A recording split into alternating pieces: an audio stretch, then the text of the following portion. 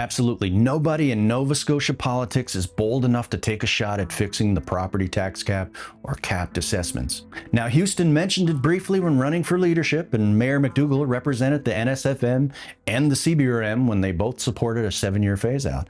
But nothing was included in Bill 340, which was supposedly about municipal reform. Hi, I'm Joe Ward of Boxer Shorts Media, and I can't stand seeing politicians have their eyes on something but slime away from it quietly in the dark of night if we let them. In a debate in Sydney, when Houston was running versus Cecil Clark and others for the NSPC leadership, he actually mentioned the idea of fixing the tax cap as something he'd explore for the CBRM. As a show of good faith, while the province sits down with the municipalities and negotiates a new shared service agreement that would include lots of things. We could talk about the property cap. We could talk about many, many things. Now, Mayor McDougall, who has the unfortunate habit as mayor of mirroring too many things her predecessor Cecil Clark did, also found herself in a conflicted role as the president of the Nova Scotia Federation of Municipalities while also mayor of the CBRM. Not that it would have mattered, because the CBRM administration seems to want to see a tax cap phase out. From a finance perspective, although they claim they wouldn't increase taxes overall, they know precisely that eliminating the tax cap would allow them to do so. Granted, it would also correct severe disparities and the negative effects that exist from the program.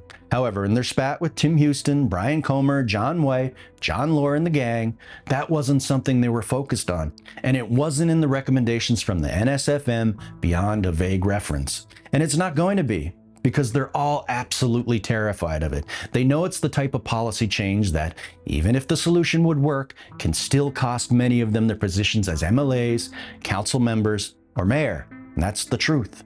I just so happen to think that getting the best results for citizens is more important than getting reelected, or in my case, getting elected at all. I just wanted to put the reminder out there that they're not talking about it, and you can be damn sure it's still having a huge effect on homeowners in the CBRM, as well as negative impact for housing developers who have at least a moderately inconsequential level of ability with finance or basic spreadsheet. That is to say, it affects their decisions. To avoid turning this into a 90-minute documentary on my solutions, I'll keep it simple today with a couple of key points. It's hard enough to keep you all tuned in for a couple minutes as it is. So firstly, if you're going to roll out any solution and you want to make sure that everyone understands it accurately and is on board with it as much as possible, you can model it. You can actually mail out projections on how it'll change the tax bill for local homeowners and give them projections over the next 5 to 10 years or whatever time frame is appropriate. And I seem to be the only one that has made any attempt at doing something like that whatsoever.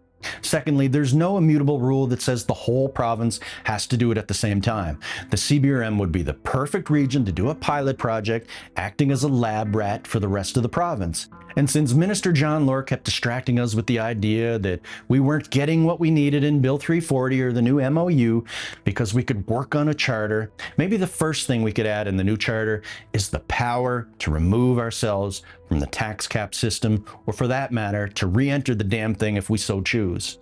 Now, thirdly, the idea of a simple phase-out structure always makes the math a little easier for municipal folks to understand and deploy, but there's absolutely no rule that suggests there is only one form of solution available. I've had countless brainstorming sessions on this, and I'll share them again some other day because it's out of scope to expand on in this episode. But here's what I'll leave you with. Everybody may be scared of the topic politically, but the adverse and distortionary effects it are having aren't going anywhere. At best, the higher recent turnover on properties can help accelerate the breaking of the cap on many properties, but it's not going to fix the overall disparity. If they're scared of the proposed phase-out, explore other options and model it so that people know exactly what to expect rather than allowing fears to remain in the absence of any data that demonstrates that it can be fixed without catastrophic issues. I have a solution that could fix it in 1 to 3 years, but I'll save it for another rainy day or perhaps a snowy one as we're entering that season. To make sure you don't miss any upcoming episodes, subscribe now to Boxer Shorts Media via your choice of YouTube or Facebook. Please hang up and try again.